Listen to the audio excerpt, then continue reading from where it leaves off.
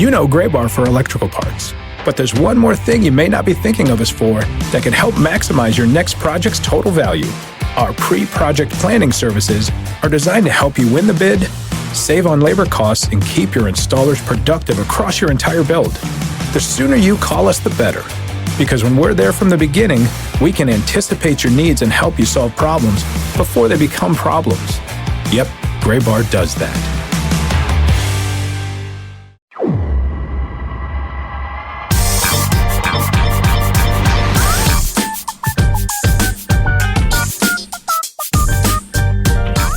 Welcome into the latest edition of the Show Before the Show podcast, the official podcast of MiLB.com. All three of us here today. My name is Tyler Mon, Sam Dykstra, and Benjamin Hill in the borough of Brooklyn in New York City. How are you guys doing? It's been a big day that we're going to get to some news about. Yeah, good. No, we should point out we are not next to each other. Right. Right. Spiritually, we're always next to each other. But we're both in Brooklyn, but not close. But more than 6 feet apart. But very close. Spiritually aligned, same borough, but a little more than 6 feet. Yeah.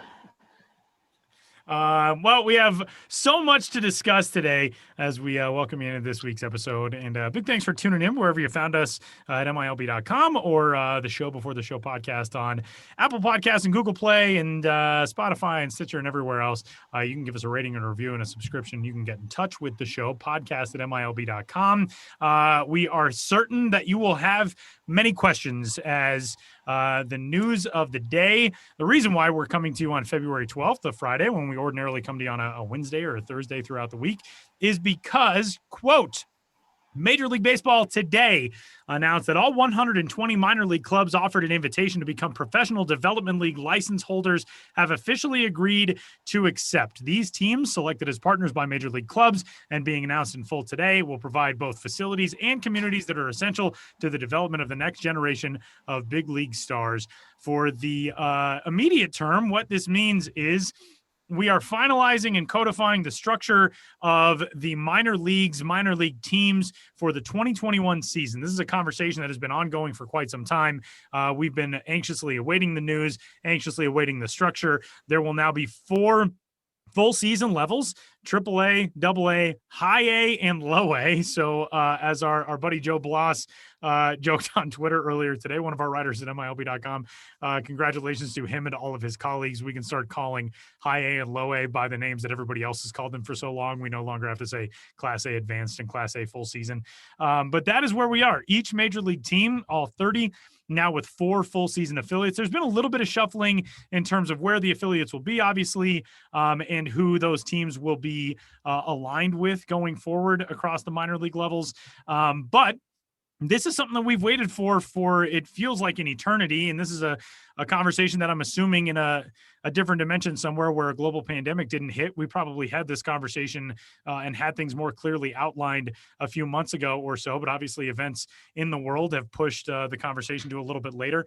But we've arrived here. And fellas, I'm anxious to get your thoughts. Obviously, I don't really know where to start this conversation because there is so much to break down, but just kind of your initial reactions.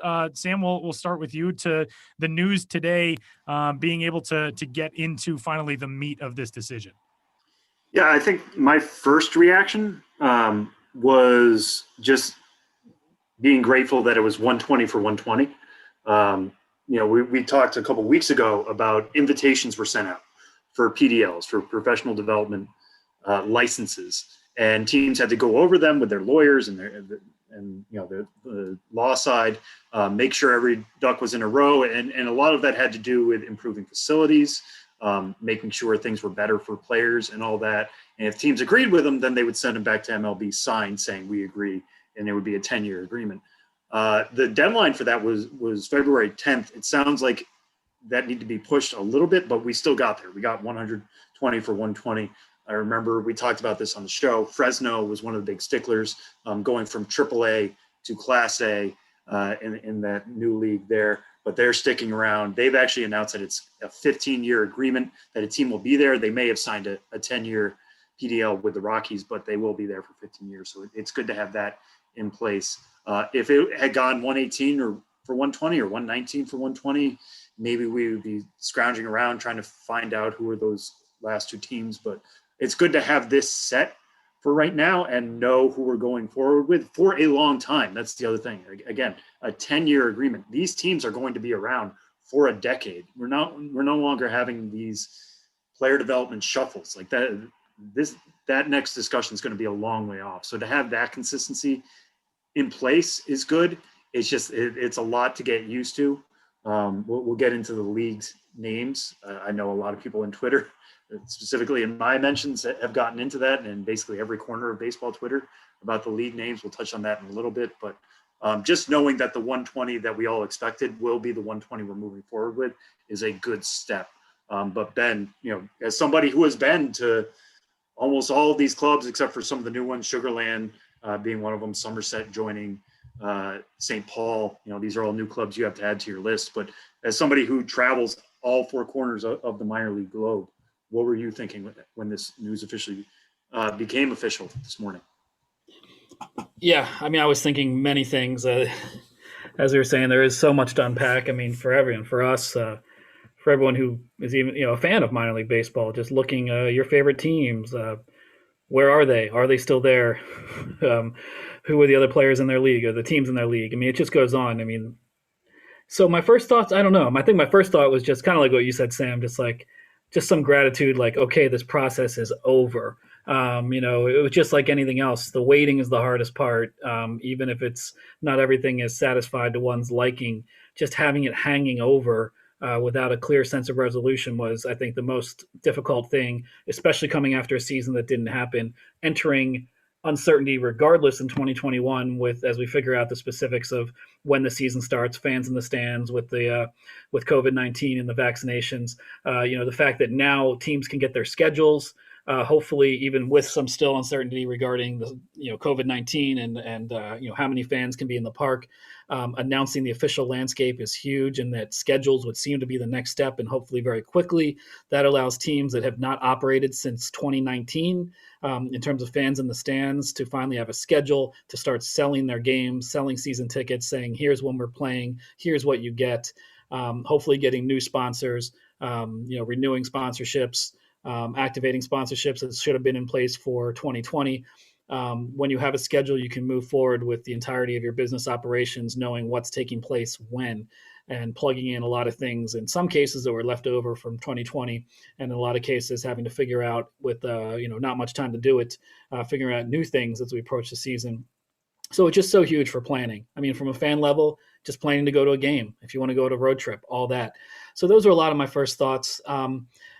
I thought about how much I will miss in the minor league landscape. We knew a lot of this. We already knew that it was down to 120 teams from 160.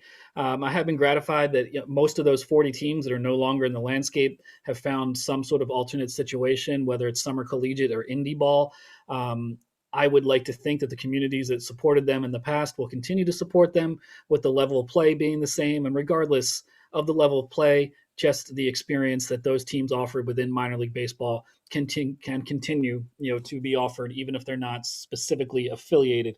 And by no means do I think a lack of affiliation is some sort of death sentence for the success of these teams going forward. So whether it's, summer collegiate in the Appy League, or a new form of indie ball in the Pioneer League, or previously affiliated teams going to independent leagues, like the Kane County Cougars, for example, going to the American Association. There's going to be a lot of previously affiliated teams with a new existence ahead of them that I think, knock on wood, can still be very successful outside of the affiliated landscape. Then even within the landscape that's now reduced to 120, there is just a lot more to explore. I wrote a story that was on the site, an article that was on the site earlier this week, latest edition of my batting around column, but saying like, wow, when you add it all up, there's going to be there's only 120 teams. So we have 40 less teams, but we have essentially an unprecedented number of new ballparks in 2021. I know that's maybe not the lead story when we look at all the changes, but I know a lot of people are really interested in the places these teams play. And there will be 9 ballparks making their minor league baseball debuts in 2021. That includes 4 holdovers that would have opened in 2020, Wichita, Fredericksburg, Rocket City, and Kannapolis. 2 that are still under construction that are going to open for 2021. Sam, I can say it well now, Worcester. You can. That was good. See, Well nailed it. done. That was good. Nailed it. And Beloit as well. So we adding to the 2020 holdovers. We have Worcester and Beloit under construction and set to debut in 2021. And then not new ballparks per se, but three previously ballparks that previously hosted an independent league team are now in the affiliated landscape in the form of the Somerset Patriots, Sugarland Skeeters, and St. Paul Saints. So, for what I do and for the people who are into the realm of the minors I cover, the road trips, the ballparks, the culture of minor league baseball. I mean, that is a lot of new ballparks, new locales. And when you combine that with the teams that aren't technically affiliated but still operating, thinking positively for the future, that's still so much to explore with an affiliation or without. And, we're still working out the parameters of exactly, what we'll be covering as regards MiLB.com and minor league baseball and, so much to figure out, but I think the bottom line is there will still be so much going on, so much to explore, so many teams in operation. And even though this is a little unsettling in a lot of ways, just such a massive change, I would just stress, not to sound corny about it, but emphasizing the positive and looking at all the ways that we can all support baseball in 2021 and beyond as we get back to quote unquote normalcy. I am so grateful to have you two guys to talk to today, because there are not two better people on earth to have this conversation with about the restructuring of minor league baseball. I think, Ben, your point is extraordinarily valid about, you think about a team like Kane County, which is shifting over to the independent side, or some of the other teams that have had to go that route. When it boils down to the base elements of it, what people have gone to Kane County Cougars games for in years past is still what they're going to get. They're still going to get a fun night out of the ballpark with their families. They're still going to get goofy between inning competitions. They're still going to get affordable family fun. All of that stuff is still going to be there. And so I agree wholeheartedly that I think there are so many reasons to be positive, even for the teams that are now outside of the codified affiliated structure. Now, inside that structure, let's go level by level and league by league and look at this thing. In large part, AAA and AA essentially include the same teams that they would have in 2020 had we had a season, with a few changes. So here is how the AAA and AA landscapes look moving into 2021. There is no longer an International League and a Pacific Coast League. That will become a theme throughout the rest of this conversation. There is now what is deemed AAA East and AAA West. AAA East has 20 teams spread across 3 different divisions: the Midwest Division, the Northeast Division, and the Southeast Division. Some notable additions or movements in that league: Worcester, as Ben noted, getting into the league now as the relocated Pawtucket Red Sox. Jacksonville has made the move up, formerly in the AA Southern League, now a member of the AAA East League, and the St. Paul Saints, formerly independent, who are now members of that league. The Iowa Cubs have moved over from the Pacific Coast League to, I think we can all admit, what fits a lot more logically in a geographical sense, being grouped in with those East clubs. So does Memphis, so does Nashville. That's sort of how that footprint falls. AAA West is fascinating because it's a much smaller circuit, and this is kind of something that harkens back to the days when there were 3 AAA leagues. There were footprints that made more sense across the middle swath of the country and then on the coasts. Now there are 10 teams in AAA West, which are teams that pretty easily could be called the Pacific Coast League this time around. It was always kind of strange that Iowa, Memphis, Nashville, they were in a league called Pacific Coast. But now it's Albuquerque, El Paso, Oklahoma City, Round Rock, Sugar Land, a new addition from the independent ranks, Las Vegas, Reno, Sacramento, Salt Lake, and Tacoma. Obviously, not all of those are on the actual Pacific Coast, but they're in the Mountain or the West, the Pacific time zones. So they seem to make a lot of sense. AA largely has stayed very much what it would have looked like in 2020. The leagues now have new names, and they do have some new additions. The AA Central League is formerly what we would have called the Texas League: Arkansas, Northwest Arkansas, Springfield, Tulsa, Wichita, which has dropped down. It was supposed to be in AAA, Amarillo, Corpus Christi, Frisco, Midland, and San Antonio. Basically the Texas League. What is now the AA Northeast League, pretty much the Eastern League: Binghamton, Hartford, New Hampshire, Portland, Reading, Somerset, a new addition from the independent ranks, Altoona, Bowie, Erie, Harrisburg, Richmond. Then there is the AA South, formerly basically the Southern League: Birmingham, Chattanooga, Rocket City, Tennessee, Biloxi, Mississippi, Montgomery, and Pensacola. These two leagues, or these two levels, I should say, largely are pretty much what we have seen at those levels in years past, just more of a realignment than it is a total restructuring. Sam, from the logistics standpoint, as these leagues go forward, what's going to be interesting is you got 20 teams in one AAA league, 10 in the other. These AA leagues are pretty much the same. They just have new names, it seems like. Yeah, no, these AA ones, I mean, the biggest thing, this biggest stickler, which is true of many of you at home listening to this, many people on the internet, many people who followed the news today, is just getting used to these new names, which we should stress, as far as we are aware and what we have been told so far, is that they are placeholders. They could last the 2021 season. I understand that. It might take some getting used to this year, but they are not expected to be long-term solutions for these leagues. Now, what are the long-term solutions? Those are being figured out. Those are still up in the air. But the idea of AAA East being the name forever and ever after this, that's far from set in stone. So don't get too married to these names, even as quirky as they are, and frankly, as confusing as they can be given some of the division names.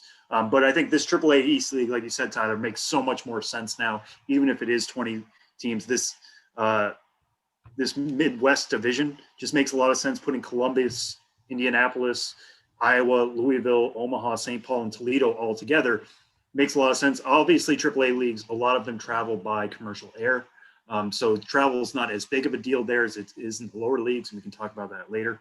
But restricting travel, especially this year, when AAA could start maybe as early April, when things are still up in the air about what the pandemic is going to look like. Limiting travel at least a little bit is going to be helpful for these clubs, getting comfortable, moving around, and all that sort of thing. So I do appreciate that there is some consolidation there.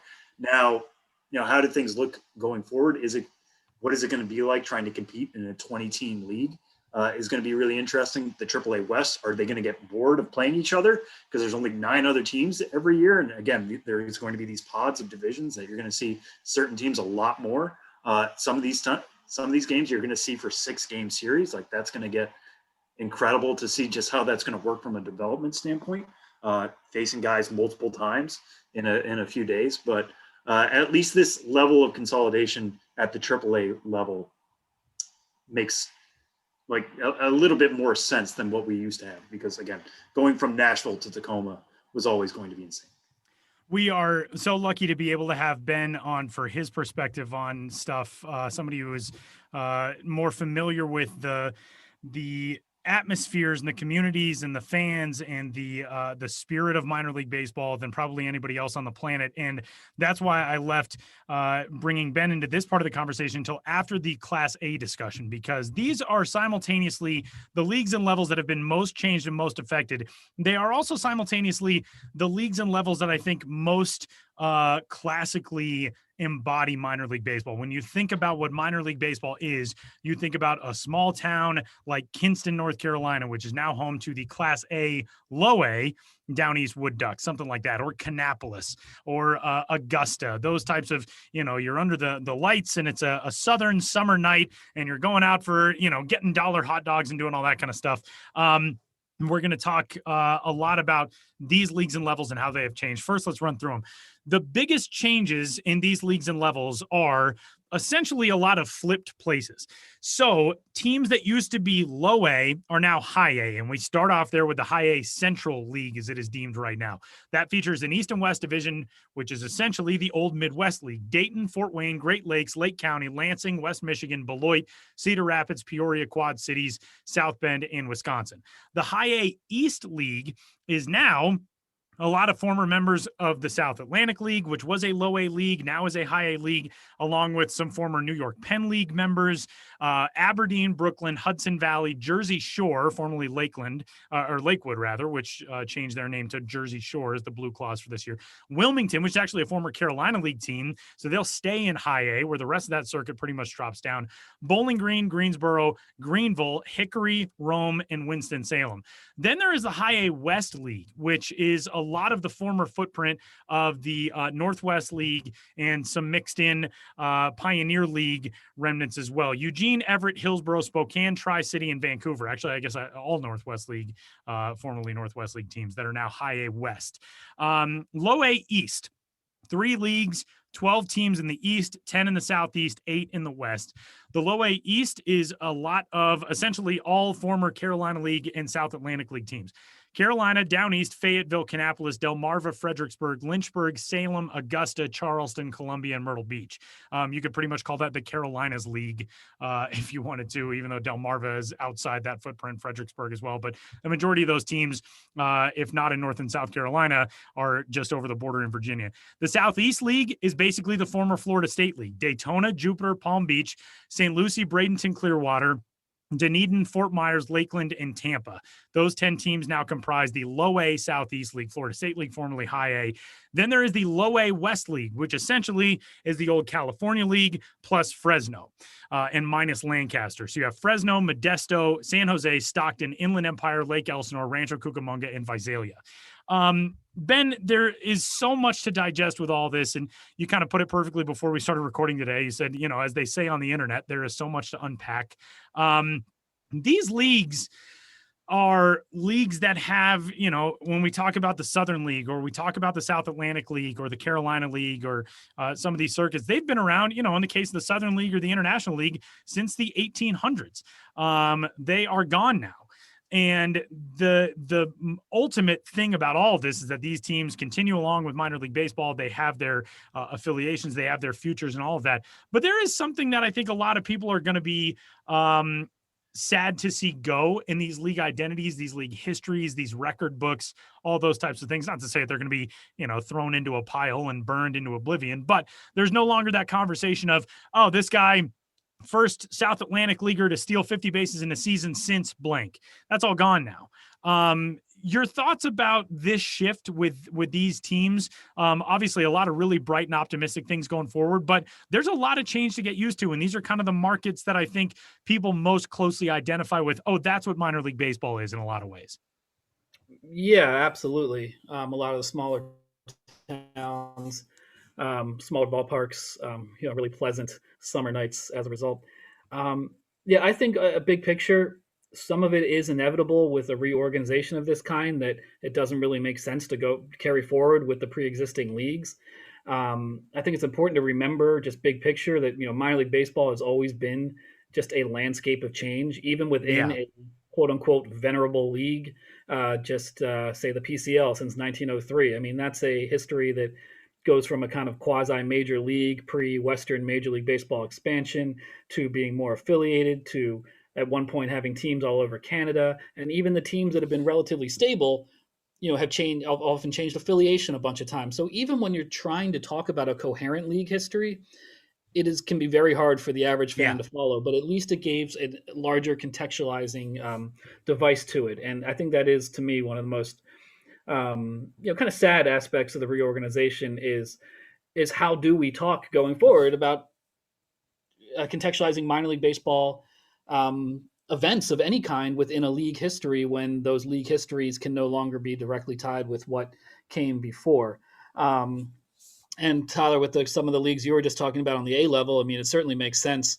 It's one of them is the Low A East, the High A East has teams from 4 different leagues, from where they played in 2019. So it makes sense. You can't really say, hey, we'll just call that the Carolina League now and go forward, because it really wouldn't make any sense.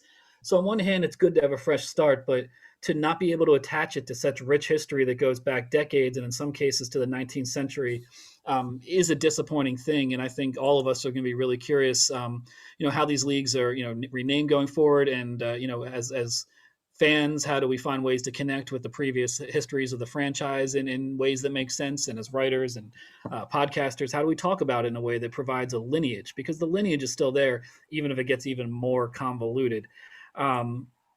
But at these lower levels, like you talked about, I mean, it feels awkward to call it, for example, High A East. But I do feel like these are really, what a league. I mean, it's a real hodgepodge of where these teams used to be.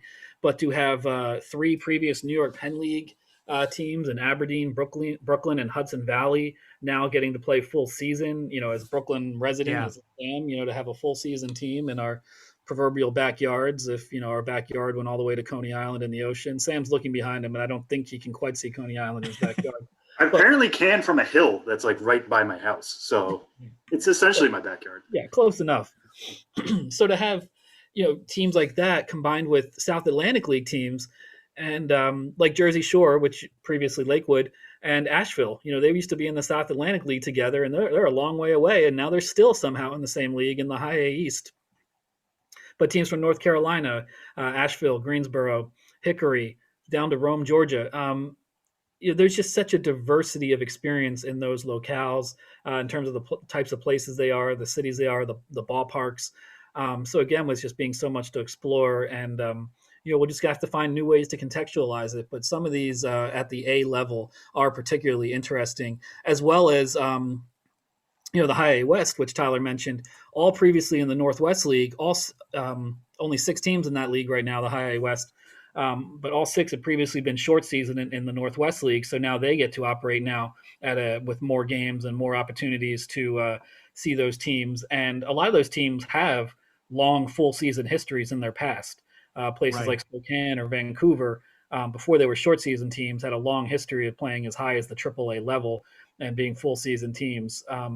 So in a way, sometimes it's like everything old is new again.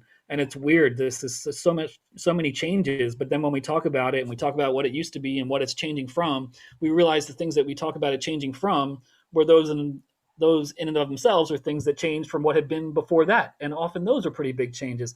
And is there any more confusing landscape to really make sense of, even before all this happened, than minor league baseball? I will say unequivocally, no, there is not. And now it's even more confusing, and it just gives us more chance to just try to make sense of it all. And it is unsettling, and just how new a lot of this is. But then when you look at the places, you look at the teams, and in a lot of cases, when you look at some of the leagues, and you're like, oh, we can essentially call this the Texas League. It's practically the same. And it'll be a little easier to trace a lineage, while other leagues are like, wow, this is a whole new entity, a total hodgepodge. So we're all going to be making it up as we go along. But I love minor league history. So I'll be working just as a fan and as a writer, and I know a lot of other people will, to try to find ways to contextualize these teams and these leagues in some sort of larger context in terms of where they used to operate and the sort of entities they've been in the past. A few things to point out just real quick. Sam might feel bad because I pointed out that Wilmington, that's a high A team for the Carolina League that gets to stay at high A. Winston-Salem's also in that conversation, so my apologies to the Winston-Salem dash. Also, the Texas League, I just think it's funny that, and that's why I said that Ben is the perfect guy for us to be able to talk to, because the way he can contextualize this stuff and pointing out that this really is a constant landscape of change is true. And it's the perfect way to look at it and to understand it. I mean, you look back to the days of not that long ago, just before the major league strike in 1994, the 1993 season, the West Division winners, the West Division champions, when Major League Baseball only had an East and a West Division in the American League and the National League, the West Division champions were the Chicago White Sox and the Atlanta Braves, neither of which are west of anything. So I know they're west of New York. I'm going to have to hear that. But so I think that's the perfect way, Ben, to describe it. Sam, sorry, I interrupted you. No. I just wanted to point out while we were talking about these lower leagues, especially this High A East League, one question I'm sure many people at home have right now are, when are schedules coming out? Yeah. Like that's one big piece of this puzzle is like, okay, now we have the structure. When are schedules? It sounds like we're going to get those within a week. There's so many things that have to fall in line here, but this was one big piece of that puzzle, was getting the structure in place. So now that we know that, the schedule should be coming hopefully in a week, maybe 2 weeks, but it sounds like they're coming next week. And this High A East League is fascinating because it is such a hodgepodge of New York Penn and Carolina and South Atlantic League and so on and so forth. So when you have Hudson Valley and Rome, Georgia in the same league, you really want to know, like, are either team going to have to make that journey? Like, when so much of the reason behind this restructuring was to limit travel. When you have a team going from, New York to Georgia, how is that limiting travel on a bus? We'll have to see. Hopefully there's some way to work it out. One interesting thing I saw, Ben, you were talking about this on Twitter earlier. One thing about the High A East League is that there's 5 teams in one division and 7 in another. So we know they're going to, out of necessity, be a team from the north playing a team from the south. That's just the way that league's going to have to look at. That's something we will cover again when official schedules come out, but just something to keep an eye on there. one other thing about these lower leagues that I find fascinating, that I don't think we've touched on quite yet, is essentially what you call the old Florida State League, low A Southeast, now being a low A league. So many of these low A leagues now are based in warm weather places. That's going to be huge. You've got guys coming out 18, 19 years old, if they're, international players or guys fresh out of college, what have you, just trying to get their feet on the ground in pro ball. Sometimes they were being sent to Michigan and, Wisconsin and these cold places at the beginning of the year. Now they're going to be, in some cases, if in the Florida State League, very close or at basically the complex, which is going to be great for their development. It's not going to be too weird yet, or they're going to be in warm weather places where it's easier to play in April and May. So that's just something to consider in terms of how the track of your, minor league system is going to go. Just to point out one example, the Cincinnati Reds system now, you start at the Daytona Tortugas. Now, the Reds are an Arizona-based team, but at least their best player or their low A players will be starting in a warm weather climate over there in Daytona. They're going to go from there to Dayton at high A, obviously a colder weather place, but by that point, they will be either getting called up in the middle of the season or certainly more used to minor league baseball. Then they go to Chattanooga. Kind of weird now, by the way, that you have to subtract the A when they climb a level rather than adding. They used to go from Dayton to Daytona. Now you got to take the A off when they move up a level. Yeah, I didn't even think about that when I chose them as an example, but that's a good one. But then they go to the AA South League with Chattanooga, and then they get basically right next door in Louisville. So you can see basically an easy way of how they're literally climbing towards the major leagues. That's what the basis of this is so much, is getting guys in good places to succeed, and starting out the younger players in warmer weather environments is just something I wanted to make sure we highlighted. There are so many different dimensions to this conversation. We could probably do a 3-hour podcast trying to break down all of it today. We're not going to do that. We're not going to subject you to me trying to guide this conversation through 3 hours. But I will point out a couple of things. One question, as Sam noted, is schedules, which is something that we're hoping to have soon. We do not yet know when the AA and Class A seasons will start. We did hear, as we talked about on the podcast several weeks ago, that those would potentially be delayed a month in order to allow some social distancing and other pandemic health and safety guidelines to direct spring training along into Major League and AAA levels. I think one of the biggest questions that we are going to get going forward beyond, hey, when do we have a schedule, is can I go to games? That is all going to depend on local health and governmental authorities. Just like you're seeing in the NBA, just like you're seeing in the NFL, there are certain places that will be a lot more likely to have fans in attendance early on. I know there are certain minor league teams that have already sent out, season ticket packages for limited amounts of fans, for example, or have said that their ballpark will only be open to season ticket holders at the start of the season at least. So that is something that is going to continue to evolve. Hopefully, we're at a stage now where it seems like a good amount of people are getting vaccinated from day to day across this country. So hopefully that's a situation that improves. There is one big component to this that we have not yet discussed, and that is quoting directly now from the MLB release, quote, "The licenses," referring to the player development licenses, "will create many improvements to the experience and lifestyle of minor league players, such as players' salary increases ranging from 38% to 72% for the 2021 season, modernized facility standards better suited for professional athletes, improved amenities and working conditions for players and staff, reduced in-season travel for players and coaches," the geographical stuff that Sam was talking about, "and better geographical alignment." Now, there are still some franchises that have kind of a wacky footprint that are sort of left on an island. Of course, being in the city where I am, you look at the Colorado Rockies partnerships, and if you're a Rockies player to climb the ladder now, you go from Fresno, California to Spokane, Washington to Hartford, Connecticut to Albuquerque, New Mexico, and then eventually to Denver. But I think the big component out of those bullet points is the player salary increases, which is something that we have heard about and discussed a lot over the last several years. And Ben, having been involved in this and talking with, players and staffers and front office members and all of that, this is something that has been on the table and in the discussion for a long time. It's great to see this step forward.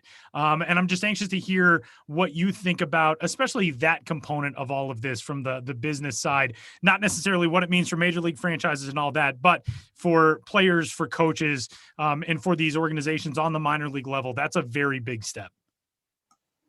Yeah, I mean, that's something that's a long time coming. And, it's obviously being announced right now as part of part of this new guiding structure of minor league baseball and the whole system. But, player pay is something that Major League Baseball always controlled, even, for as long as there's been minor league baseball players. That wasn't an element that minor league baseball had controlled, or that something was directly negotiated in terms of how much to pay the players, because that was something that Major League Baseball has chosen. So I'm glad that as part of the restructuring and having less teams, that, now is really the time to step up to say, like, now we can pay the players more, or now we will decide to pay the players more. It's obviously good PR, because the more players get paid, the better it looks. And it's also it's a tough way to make a living. And that's been documented quite a bit through the years. And I think this pay increase can go a long way. And there is just a greater emphasis on player development across the board. So more better pay tied in with like a greater emphasis on what the requirements are for a facility to be an affiliated ballpark. So better pay, better working conditions, and proximity is also, in a sense, a player amenity. It's an organizational amenity for scouting and people being able to see all the teams in the system, but it's certainly a player amenity to reduce the travel. So I think those three things all together, all speak to a better landscape for players, which I think was, part of this player development and the players themselves.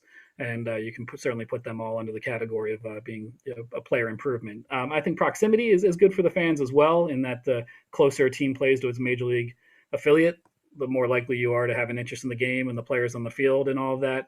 But I think first and foremost, these are things that directly benefit the players and player development. Just another couple of quick things before we start to get a handle on this thing to wrap it up.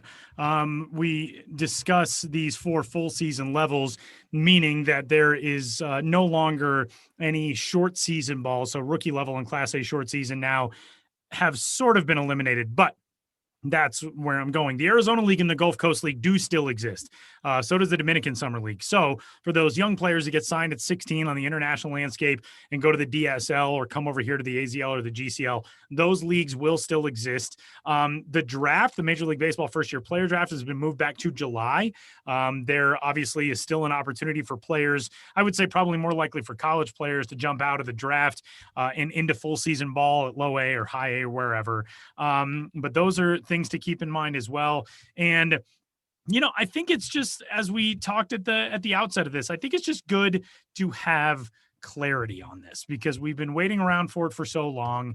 And yeah, change is always scary. But, I remember all of us talking when these conversations first started, and a lot of the conversation was very loud and was very negative across the social media landscape or wherever it is. And, on the inside of it, I think we've all felt for a long time, I don't want to speak for you guys, but I think we've all felt for a long time that a lot of these decisions being made address a lot of very valid concerns. I think there was a lot of redundancy with the old structure. The fact that some teams had a Class A or a rookie level complex team, Gulf Coast League or Arizona League. Then they had a Class A short season team. They might have had another rookie league team in between those. There were essentially 3 minor league organizations filling almost the same role. There's a lot of that stuff that's been addressed here.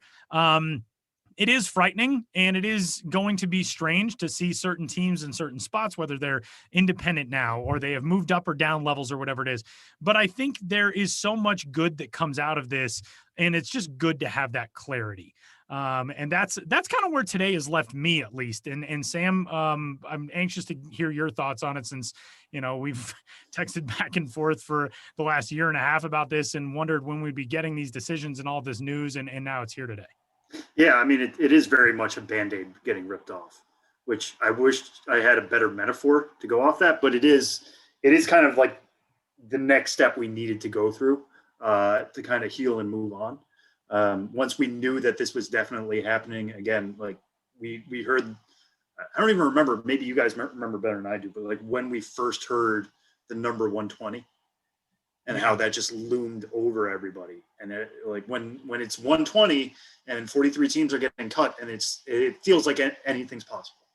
even if there are teams that have been around a long time. And initially it was 120 and just 40 teams were getting cut because we didn't know about independent league teams moving into the affiliated structure and all of that.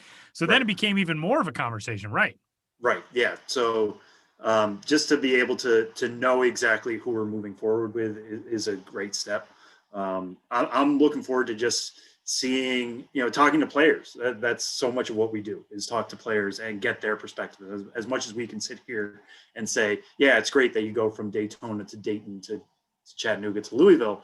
What is it going to be like for a player to go through that experience? I remember one of the interviews I did the first year I did this, not to go back to this point, but was with Jose Fernandez, and asking him, like, how did you feel tonight? And he's like, well, it was cold. And that's all he talked about. That's all he really wanted to talk about. If he was a Marlins affiliate now, he would be in Jupiter. And being, he came from Cuba, but he came from Florida. He would be comfortable in that role. So I think that would have only helped his development. Maybe he would have put up even more video game numbers. We don't know that, but we will know that going forward. And I think a time of change like this, now that it has been completed, is followed by a time of learning. Like, now there's just going to be so much we're going to have to learn about these leagues and how they work with each other and what happens when you get called up from one place to another. We don't have answers. Nobody has answers until the games are actually played. And I say that every year. One of my favorite things about the season starting again is just getting fresh data, just seeing who can break out, who can pitch very, very well, who's doing something new with the pitch, who's adding to their power tool, et cetera, et cetera, et cetera. Now the next thing for us is going to be learning how these leagues work, learning how these new systems work and all that. So really looking forward to digging into that and seeing it put in play. And starting now, this is really the jumping off point we can have for those discussions. All right, guys, I think we'll start to wrap this up. But Ben, I want to finish with you. Being, as I said, kind of the guy who is our mayor of minor league baseball, essentially, having seen almost every ballpark in the country, and now you got 9 new ones that you got to hit up. To people who are reticent to acknowledge that this change can be good, or that the product that they're going to have going forward is the same thing they fell in love with, what would you say to those people? Because I think you brought up so many good and valid points early on about how this is still going to be the thing that we all love. What are your thoughts when you think about it in that larger context today? Yeah, I mean, first of all, I don't begrudge anyone who feels uneasy or just has been so attached to their team in a specific context, or the name of the league in which their team played, or having lost affiliation altogether, or in some cases a team whose future we don't even know if that team will exist going forward. We've talked about in the past, as we've kind of had news leading up to this, but the emotional response when you're dealing with something as large as minor league baseball is just by nature all over the place. You're going to have people who are furious and just want to rage against everything. You have people who are like, oh my God, I can't wait. This is awesome. You have people who are in between. And I get all of that. And so, I don't want to come on here and be like, everything's awesome, put aside all your fears, rah, rah, rah. But I do think sometimes it's natural. I think with change, there is, kind of fear and anger with a lot of it, just because it's like, what are you doing? I don't know what this is. It's in a lot of ways, it's just kind of like, I had friends at the school I used to be in, and now I have to go to a new school. Like, I don't want to do this. I want to go back to the way things were. But I think at its core, again, I guess to go back to the points I made when we first started talking, is there's still so many teams out there, affiliated and not, and they're going to keep being the teams that they were, I think, to a very large extent, in terms of the operational philosophies on the ground in these small cities and towns. MLB has much more direct control right now in the overall operation, but I know that at least for all the people I've known in the industry through the years, a lot of really creative people who are going to want to, put their own unique stamp on their product. And isn't that what we've been celebrating all along, is the uniqueness of each and every place? And, we even see that right now. It's not in the affiliated minor leagues right now. Now it's Summer Collegiate, but the Appalachian League, that used to have the parent club name for all 10 teams in the league. And now we're seeing the sock puppets and the Axeman and things get birthed from that new reality as a Summer Collegiate entity. So that's another tangent. We can go on tangent upon tangent. But I just think that we're still going to be able to tell these stories, and each team is still going to have its, in most cases, its unique name and unique traditions, and a history that, even if now just got a little bit more convoluted, was probably always convoluted, and we'll still find a way to tell it. And think of the players who came through, and think of the jerseys and uniforms and logos that used to be, and it's still part of the same story, and this story that in a lot of ways started at the turn of the 20th century and is now continuing, well into the 21st. And, like anything else, it's a work in progress. I don't even know how I feel about it totally, because I want to see it in action too. I'm still, just thinking about exactly what my job will be going forward as we figure out the specifics of how we cover the new landscape. Of course, I have my own questions personally, professionally as a fan, but it's minor league baseball. It's still here, and we've loved it for this long. And I, for one, am not going to stop loving it now. Well, I am honored to be able to talk about this with you two dudes, and hopefully give people some clarity and some knowledge about the news today. And we obviously will be here next week to talk about it even further with you as we get closer and closer to the start of spring training, and to schedules being announced, and to a minor league opening day in 2021. God, just get us there, because it has been a long year and a half.